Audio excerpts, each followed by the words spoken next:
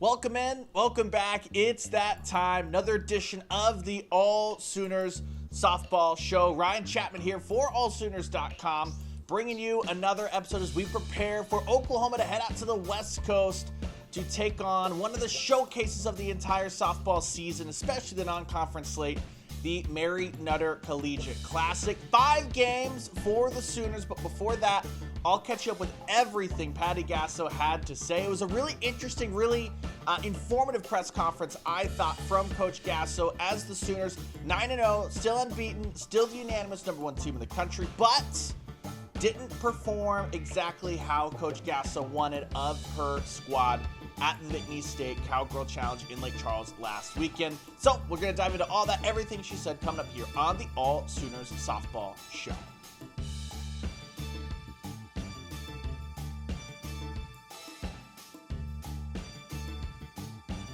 Welcome back yet again. If you're watching this on YouTube and you've liked what you've seen so far, give us a thumbs up, leave us a comment. It helps us just grow the show and find more Oklahoma softball fans. But as I said, we are preparing for Oklahoma to head out to the West Coast, one of the most exciting times every single year. No marquee UCLA matchup this go-around, but still some pretty good games. Mississippi State has had a really, really strong start to the season.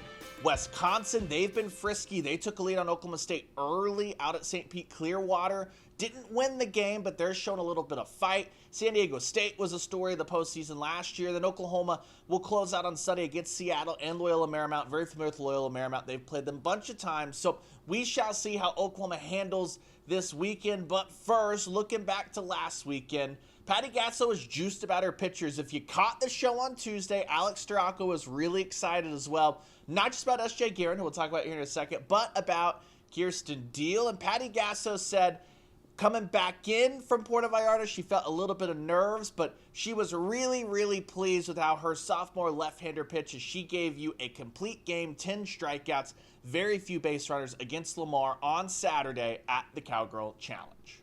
It's extremely important for us right now for her to have that. She went out in Puerto Vallarta and she will tell you that she was definitely nervous, and you could see it. You could see it in her face. She came in locked in, and it really didn't matter to me who the opponent was. She was going to have a good game. You could see that, and it was exceptional. So our pitching staff just got stronger in one outing. So she needed that. We needed that, especially going into Palm Springs. And for Kierston's money, she said she shook off the little early nerves, but she's been putting in the work all off-season long. She feels like she's really improved. These are the areas she's hoping to add to Oklahoma's pitching rotation this year in 2024 as the season continues to play out. Just the amount of growth of learning the mental side of the game, coming out here, obviously being on a big stage like this, just kind of own your moment, and definitely coming out of last year, I gained a lot of confidence. So that's a big thing that I've been working with right now.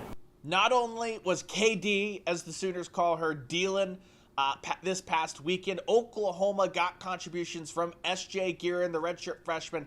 She worked and worked and worked all year last year. A lot of that was behind the scenes, but she made her debut across 2 games at the Cowgirl Challenge. And Patty Gasso and pitching coach Jennifer Rocha could not be more thrilled with what they saw from the youngster. She's been ready for the last 2 years, so it was a big moment for her. I'm really proud of her, too. I got to see her. I thought she would have nerves as well, but she's having good success here at practice. And we really wanted to bite off a small piece for her, so we had her come in for 2 hitters, and she would take her breath, and she's very locked in and focused. So we wanted to try it again the next day. It was so good we didn't want to take her out, but we did want to feed others because we were closing up onto a run rule. So SJ is another viable option here, and now you've got 6 truly viable options.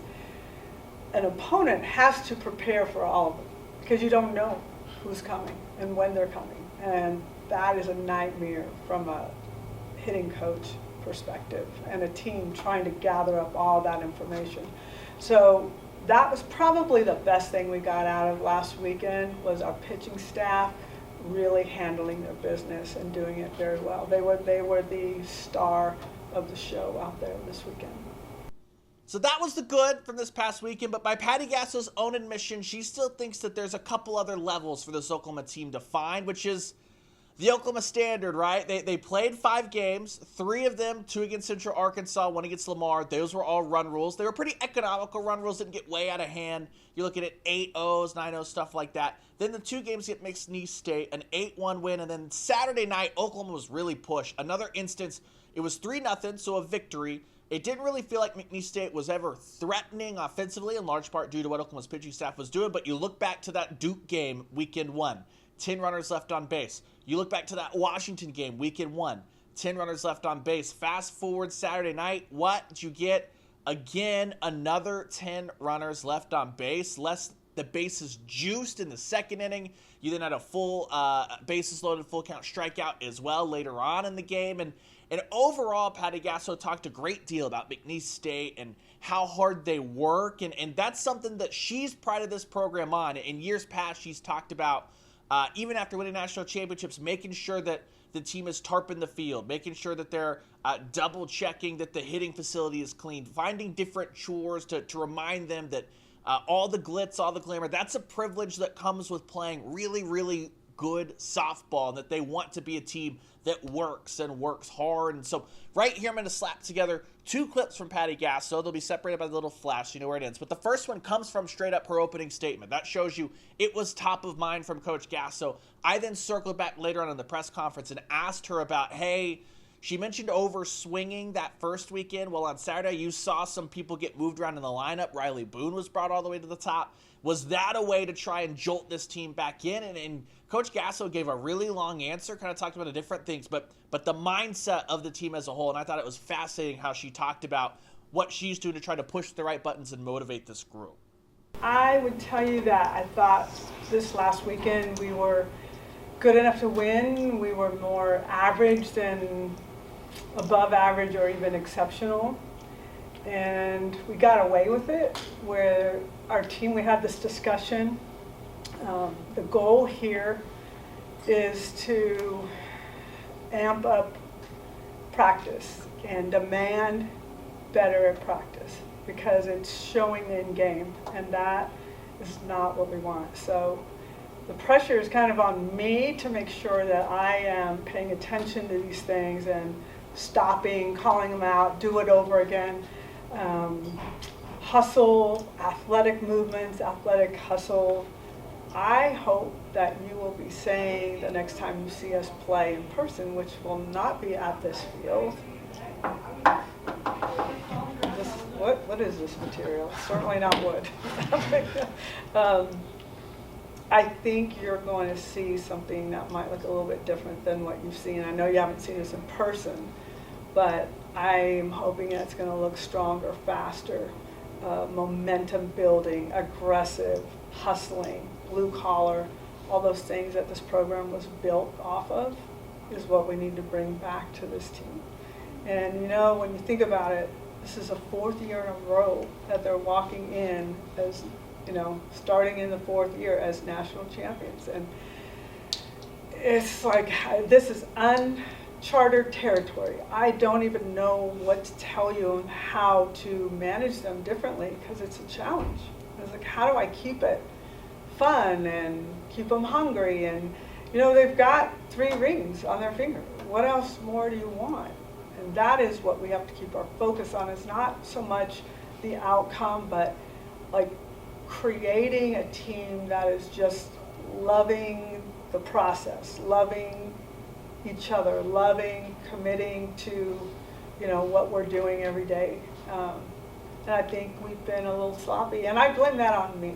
I'm sitting back and I'm watching. Today I was much more vocal, and it felt good. The old me is a little bit different, and they experienced the old me for one of the first times this season. Pretty strong, pretty interesting words from Coach Gasso there. Not worried about this team by any means. If you look the last 2 years, Coach Gasso has talked about coming back in, opening weekends, first, second, third weekends of the year, and asking her team, scale of 1 to 10, how you feeling? A lot of 4s, a lot of 5s. That's the same thing she said after Puerto Vallarta. And by the end of the year, they're always humming and playing national championship level softball. So it's not a panic button. It's not a worry. It's just an adjustment that needs to happen early on this year. It'll be really interesting to see what happens this weekend. This team tends to shine when the lights are the brightest. Think about what they did to UCLA last year at the Mary Nutter, a Sunday game, a game that was going to be aired on MLB Network on tape delay, and it was an onslaught as Oklahoma was coming off a loss at the Getterman Classic, a kind of touch-and-go game against Utah early on the Mary Nutter, and then they rolled through. Then here, in this instance, it was a run rule of UCLA. Not going to have that marquee like top 5, certainly not a top 2 matchup or anything like that, but it's a really good Mississippi State team that Oklahoma's familiar with. Obviously, a Ricketts in charge there. Everyone knows the connections that Patty Gasso has. And then a San Diego State team that should have everyone's attention from what they did in the postseason run. So fascinating to see what happens there. But the biggest thing is the atmosphere at the Mary Nutter Collegiate Classic. This is a spot where last year Patty Gasso dubbed Oklahoma's experience. It was like the Beatles. There were people hanging from the rafters and standing room only at every single matchup and having to move in and out throughout the crowd. So I asked her about that as well. What are you looking for not just the young Bucks, but the new faces, the transfers, as they look to handle what they're stepping into this weekend? It's funny because I'm looking at their faces in the circle, and I'm looking at them. I'm remembering when they had committed to us, and they're out there, and they're watching the games, and they're like little, they're seniors, but they look like little kids, like, oh, Coach Gasso, I can't wait to be here next year. And now here they are, and they're like, oh my gosh, okay. It's going to, it's chaos out there. It is just people everywhere. We try to get, we bring administrators to help move us around. They bring security to move us around because you have to walk through crowds to get there. So it's going to be quite different for a lot of these athletes that were on the other side, sitting in the stands watching. Now you're in the middle, and this is like their dream come true. Because it's a California player's dream. This is the Mary Nutter, it's the premier tournament, and as bad as the fields are, they don't care. They want to play there in front of their family and their friends, and that's what they, what they grew up on. So it's a big deal to them, and that's why we got to fine-tune this. It's that time, Mary Nutter Collegiate Classic. The 2 games, late. You got 7:30 and 10 p.m. on Friday night. Here's our coverage plan at AllSooners.com.